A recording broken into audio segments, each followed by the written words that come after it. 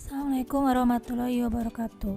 Pada video pembelajaran kali ini, Ibu akan menjelaskan mengenai blended learning. Tujuan dari video pembelajaran kali ini yaitu yang pertama, Anda setidaknya dapat memahami konsep dari blended learning.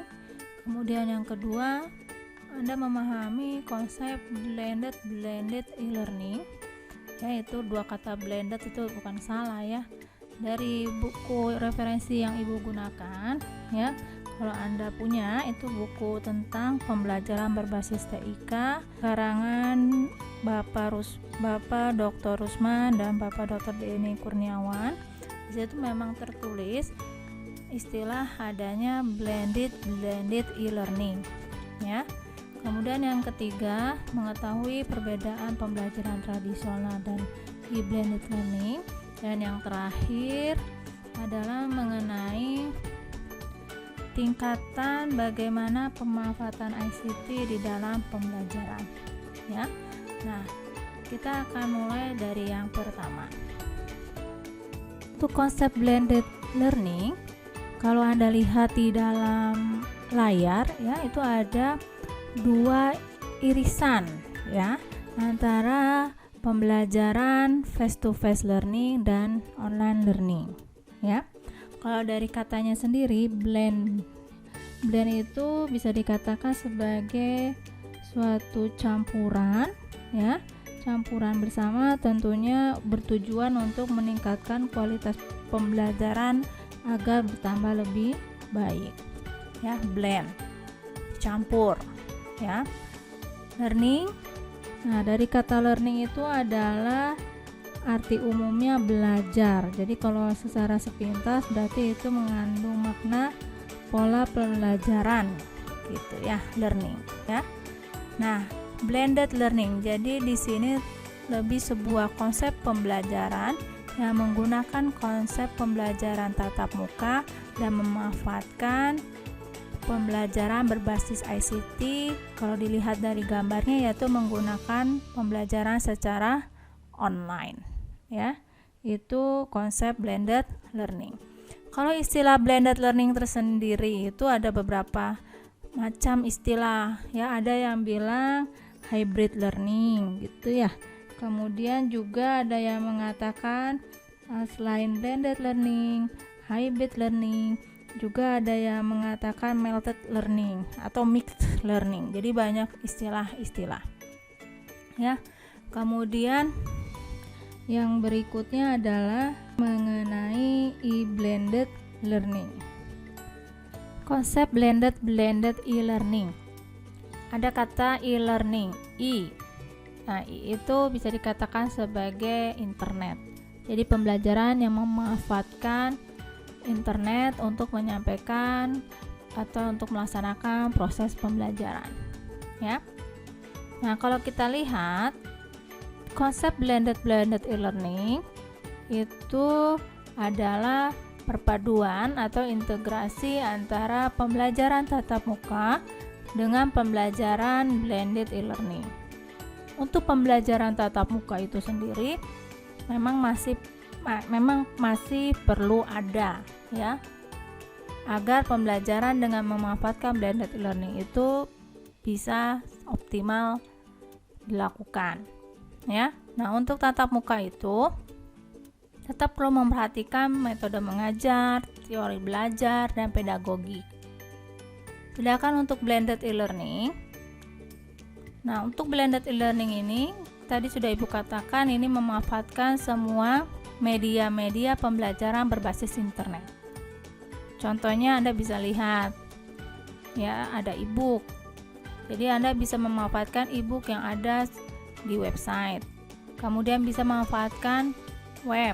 Nah, di web itu kan suka ada video pembelajaran gratis ya, misalnya dari YouTube. Nah, itu bisa ya. Atau bisa memanfaatkan podcast pembelajaran audio ataupun video pembelajaran yang dibuat oleh guru.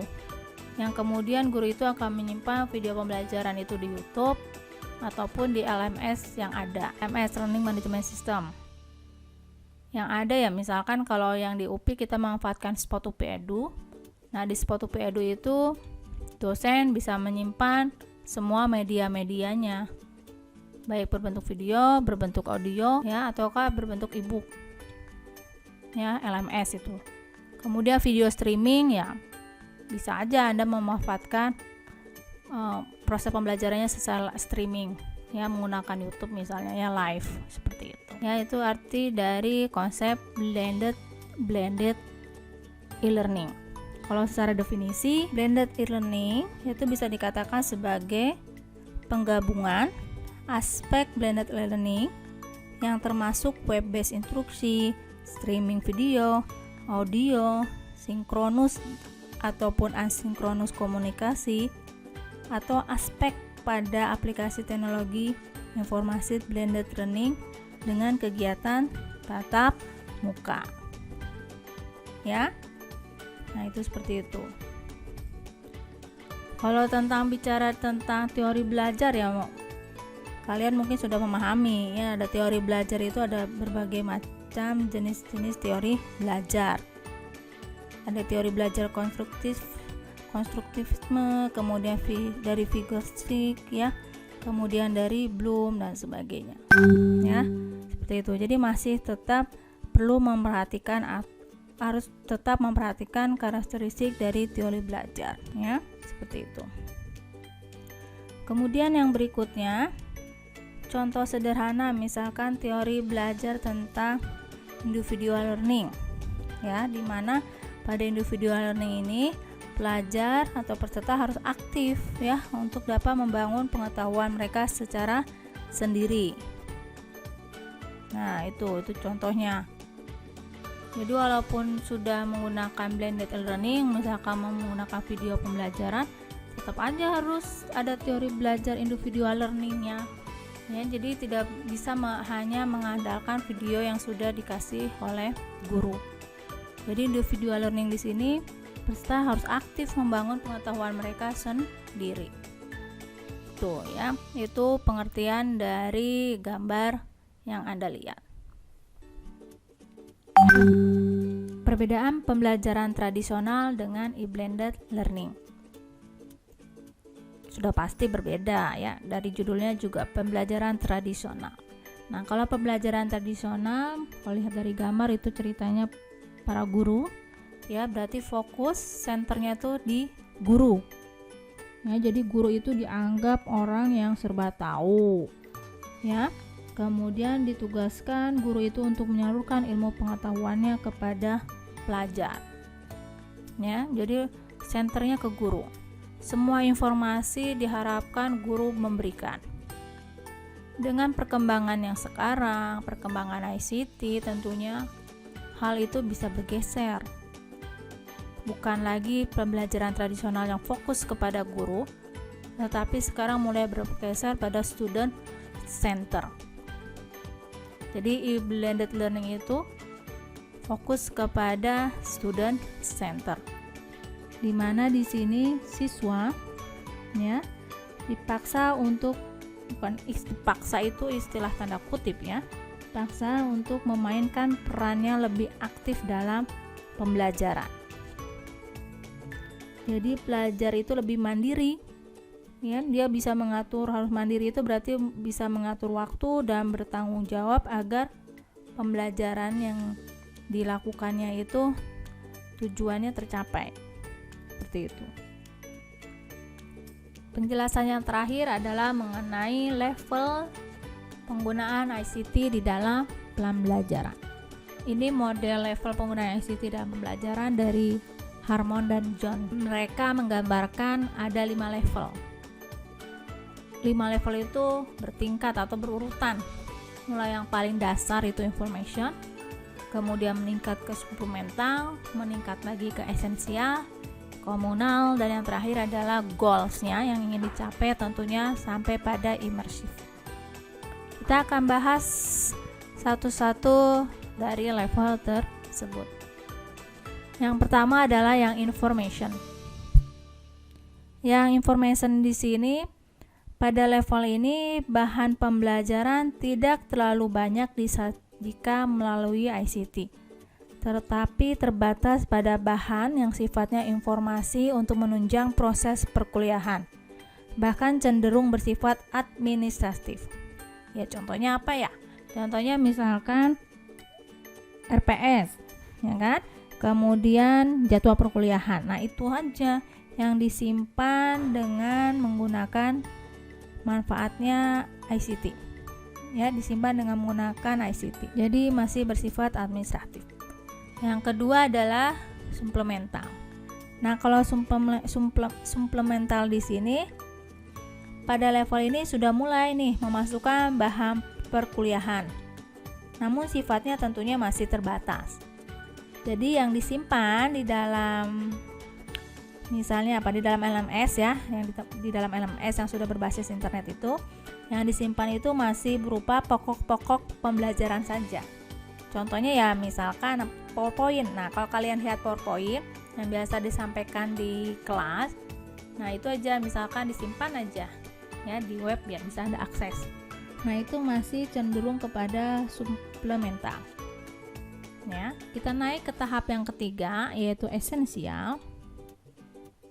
Nah, kalau di dalam esensial di sini hampir semua materi pembelajaran itu disediakan di dalam web.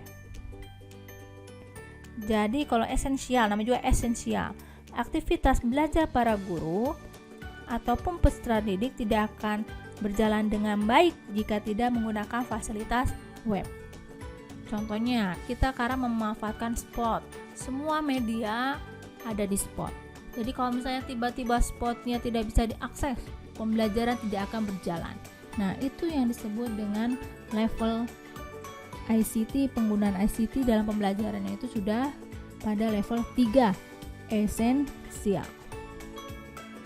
Ya, tentunya ini harus menyediakan infrastruktur ICT yang baik ya.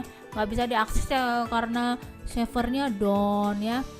Nah, itu tidak bagus ya. Berarti untuk yang tahap esensial ini harus disediakan infrastruktur yang lebih baik. Yang level keempat, komunal ya. Pada level ini mengkombinasikan pola tatap muka di kelas atau penggunaan web secara online. Ya, begitu juga dengan penyajian bahan pembelajaran. Disajikan melalui cara langsung di kelas dan disajikan secara online. Ya, ini yang tadi konsep blended e-learning ya. Jadi masih ada perpaduan antara yang tatap muka dengan perpaduan dengan menggunakan yang blended e-learning. Oke ya. Kemudian yang terakhir nih, immersif. Kalau immersif itu ada kata kuncinya tuh, Anda lihat. Semua aktivitas pembelajaran dilakukan secara virtual. Mulai dari apa ya? Mulai dari pertama, penyampaian RPS secara virtual. Kemudian proses pembelajarannya dilakukan secara virtual. Evaluasinya dilakukan secara virtual. Kemudian Anda lolos. Anda pembelajaran itu berhasil atau tidak, nilainya dilakukan secara virtual informasinya. Jadi semua secara virtual. Ya, yang paling bagus mana, Bu? Ya, tentunya goalsnya itu imersif dong. Ya, jadi Anda bisa menilai ini proses pembelajaran di kelas ini Anda di level mana? Information, suplemental, esensial, komunal, atau imersif. Semuanya virtual. Ya, seperti itu. Oke, ini penjelasan dari Ibu mengenai blended learning. Semoga bisa Anda pahami tadi apa yang dimaksud dengan konsep blended learning, kemudian konsep dari blended e-learning, kemudian ada apa sih perbedaan pembelajaran tradisional dengan blended learning, kemudian ada level dari penggunaan ICT. Ya. Oke, baik, ini video pembelajaran Ibu. Assalamualaikum warahmatullahi wabarakatuh.